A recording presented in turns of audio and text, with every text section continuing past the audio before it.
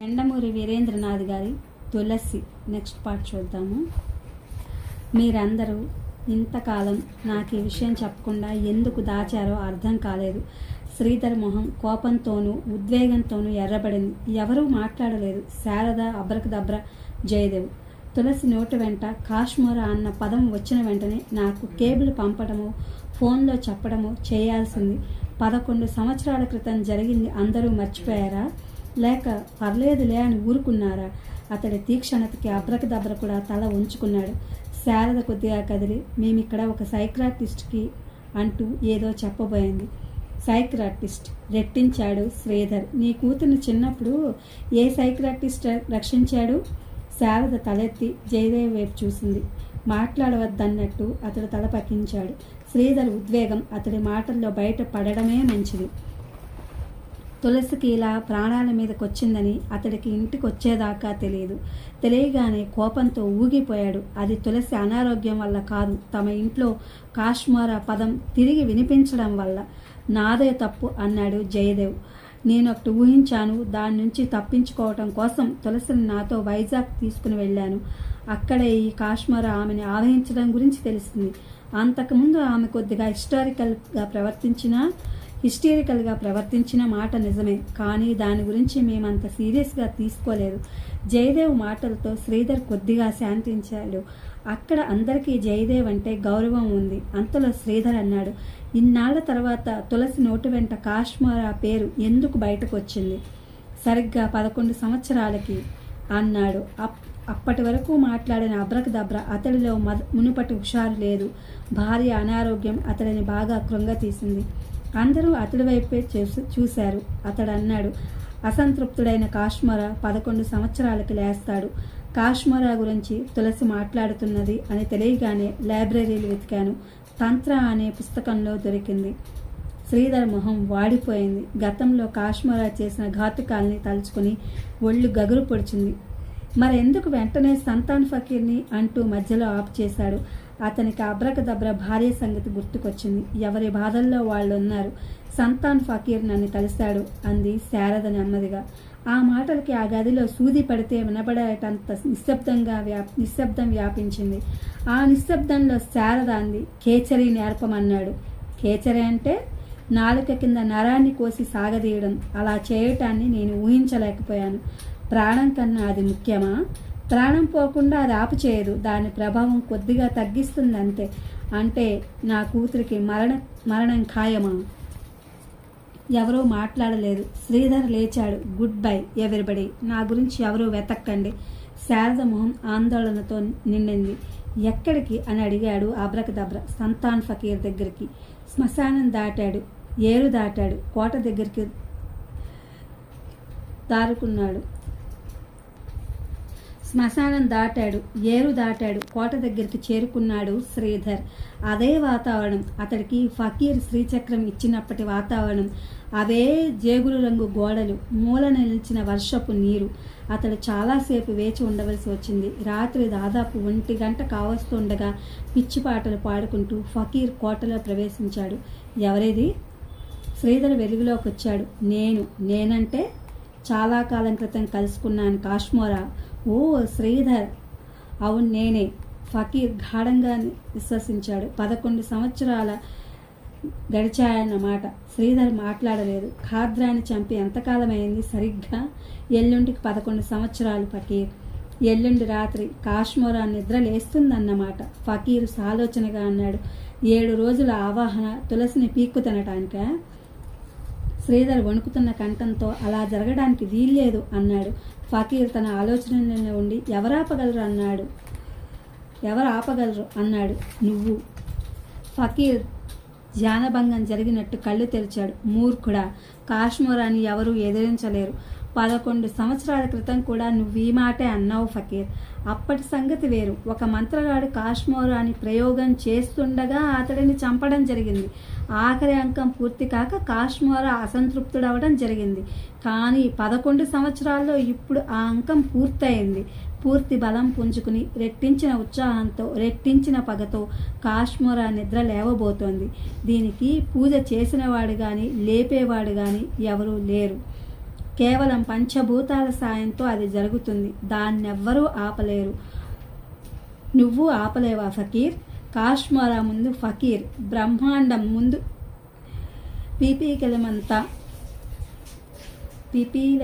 పిపీలికమంతా. అయితే నా కూతురు మరణించవలసిందేనా?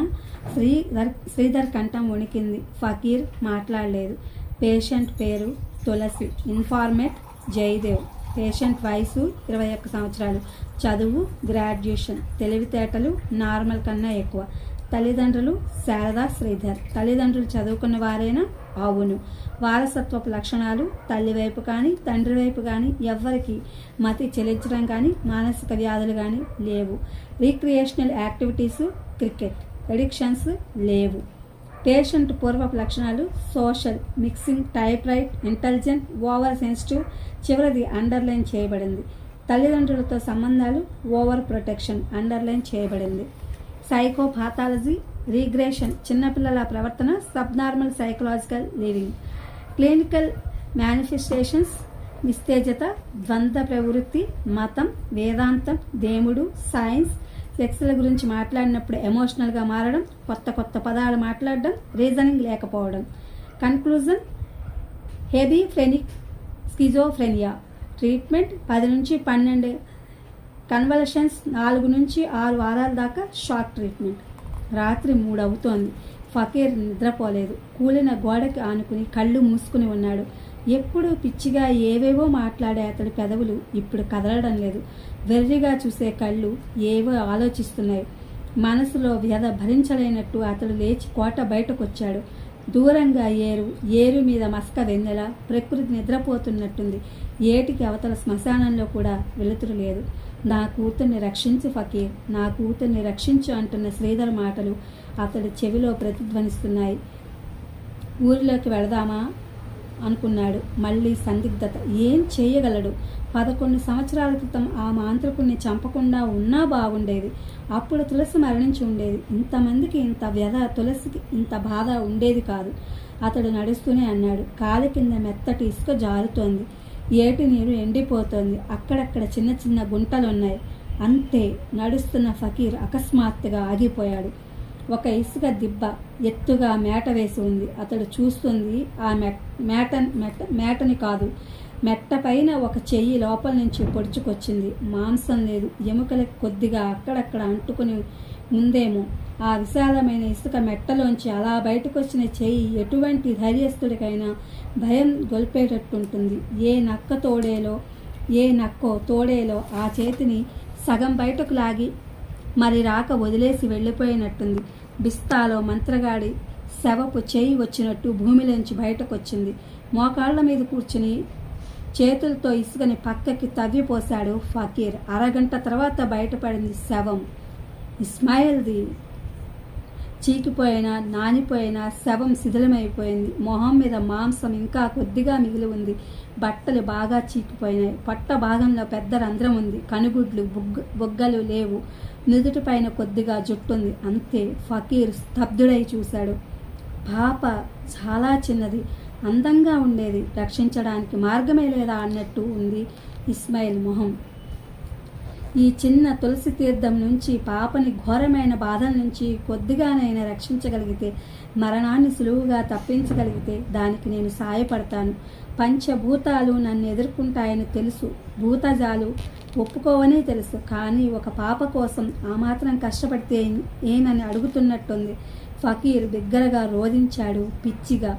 ఓ అమాయకుడు ఈ క్షుద్ర శక్తులకి బలైపోయాడు. అమానుషంగా శక్తుల్ని ఇతన్ని నిర్దాక్షిణ్యంగా బలి తీసుకున్నారు. ఎవరెవరికి ఈ ప్రపంచంలో ఒక పాప కోసం ఇతడు ఎందుకు ఇంత కష్టపడ్డాడు? ఎందుకు ప్రాణాలు అర్పించాడు? ఫకీర్ మొహంలో దుఃఖం మాయమై ఆస్థానాన్ని రోషం చోటు చేసుకుంది. ఉత్తర దిక్కు వైపు తీక్షణంగా చూసి లేచి నిలబడ్డాడు. మరుక్షణం ఊరివైపు నడిచాడు. అప్పుడు 4 అవుతోంది. ఇంకా వెలుగు చుక్క పడవలేదు. శ్రీధర్ బాల్కనీలో కూర్చుని ఉన్నాడు. రాత్రంతా అలాగే కూర్చుని ఉన్నాడు. కళ్ళు ఎర్రగా చింత నిప్పుల్లా ఉన్నాయి. చచ్చిపోవడం వేరు, చావు తెలియడం వేరు. కళ్ళ ముందు పెళ్లికి ఎదిగిన కూతురు మరణించబోతోంది. కాశ్మోరా ఎంత శక్తివంతమైందో అతడికి తెలుసు. ఆ విషయం ఇస్మాయిల్ కానీ ఫకీర్ కానీ ఇంతకాలం తనకి ఎందుకు చెప్పలేదు అన్న ప్రశ్నకి వెంటనే సమాధానం దొరికింది. చెప్పి ఏం లాభం, 11 సంవత్సరాల వ్యధ తప్ప. రాత్రంతా ఆలోచిస్తున్నాడు. అర్ధరాత్రి అయింది, తెల్లవారుతోంది. శారదకి కూడా భర్తని లోపలికి రమ్మనమనటానికి భయం వేసింది. దాదాపు 10 సిగరెట్ ప్యాకెట్లు ఖర్చయినాయి. చీకట్లో చూస్తూ కూర్చున్నాడు అతడు. గేటు చప్పుడవడంతో అతడు తల తిప్పాడు. ఆశ్చర్యానందాలతో చప్పున కుర్చీలోంచి లేచి నిలబడ్డాడు. సంతాన్ ఫకీర్ గేట్ తెరుచుకుని లోపలికి వస్తున్నాడు. అతడు ఒక చేతిలో తోలి సంచి ఉంది, మరో చేతిలో చెక్క విగ్రహం ఉంది. సరిగ్గా 11 సంవత్సరాల క్రితం ముగ్గురు ఇలాగే బయలుదేరాం. అయితే అప్పుడు చాలా హడావిడిగా ఏమీ చూసుకోకుండా బయలుదేరవలసి వచ్చింది. Engine oil, radiator, water check చేస్తూ ఫకీర్తో అన్నాడు శ్రీధర్. రేపు రాత్రి 12 లోపల మనిద్దరం బిస్తాలో ఉండాలి, అంతే కదా ఫకీర్? చాలా సమయం ఉంది. టైర్లలో గాలి చూసుకున్నాడు. అప్పుడు నాతో వచ్చిన ఇద్దరు చాలా దుస్థితిలో ఉన్నారు. విద్యాపతి మనవరాలి మరణం, బ్రాహ్మణ్ భార్యకి అనారోగ్యం. ఆ మాటలతో ఫకీర్ మొహం మరింత పాలిపోయింది. పెదవులు అస్పష్టంగా గొనగసాగాయి. ఎప్పుడు పిచ్చిగా వెర్రిగా సంతోషంతో ఉండే అతడి మొహం గంభీరంగా పేలవంగా ఉంది. కారు సీట్లో ఒక మూలకి కూర్చుని వణికిపోతున్నాడు. ఎదుర్కోబోయేది సామాన్యమైన శక్తి కాదని తెలుసు. 11 సంవత్సరాల పరిపూర్ణమైన కాశ్మీరాన్ని ఎదుర్కొన్న ముగ్గురిలో ఇద్దరు చాలా దుస్థితిలో ఉన్నారు. మిగిలిన ఒక్కడు దాని దగ్గరకే స్వయంగా వెడుతున్నాడు. అది లేచే సమయానికి అక్కడే ఉంటాడు. ఏం జరగబోతోంది? ఈ తులసి తీర్థంతో, ఈ చిన్న ఆంజనేయుడి విగ్రహంతో, ఈ 8 మంత్రపు చెక్క మేకులతో బలవంతమైన కాశ్మీరాన్ని తామిద్దరం కలిసి భూస్థాపితం చేయగలరా? ఆలోచనలతో మంత్రం చదువుతూనే కారులో కూర్చునున్న ఫకీర్ కళ్ళు తెరిచాడు. ఈ లోపల శ్రీధర్ లోపలికి వెళ్ళాడు. అస్థి పంజరంలో పడుకుని ఉన్న కూతురి వైపు కొంచెంసేపు తదేకంగా చూశాడు. నెమ్మదిగా వంగి నుదుటి మీద ముద్దు పెట్టుకుని, తగ్గిపోతుందమ్మా, ఇంకా 2 రోజులు అంతే అన్నాడు. గాలి కదిలిన ధ్వని ఎవరో నవ్వినట్టు బయటకొచ్చాడు. శారద హాల్లో నిలబడి ఉంది. ఇద్దరి చూపులు కలుసుకున్నాయి. ఎవరూ మాట్లాడలేదు. వారి భావాలు కలవు. మాట్లాడడానికి ఏమీ లేదు, వాదన తప్ప. వాదనకి అది సమయం కాదని ఇద్దరికీ తెలుసు. కావలసింది కూతురు బ్రతకడం. శ్రీధర్ బయటికి నడిచాడు. శారద మెట్ల మీద నిలబడింది. ఆమె మొహం భావరహితంగా ఉంది. చదువుకున్న సైన్సు, అదురుతున్న కన్ను అపశకనం కాదని చెప్తుంది. శ్రీధర్ కారులోంచే చెయ్యి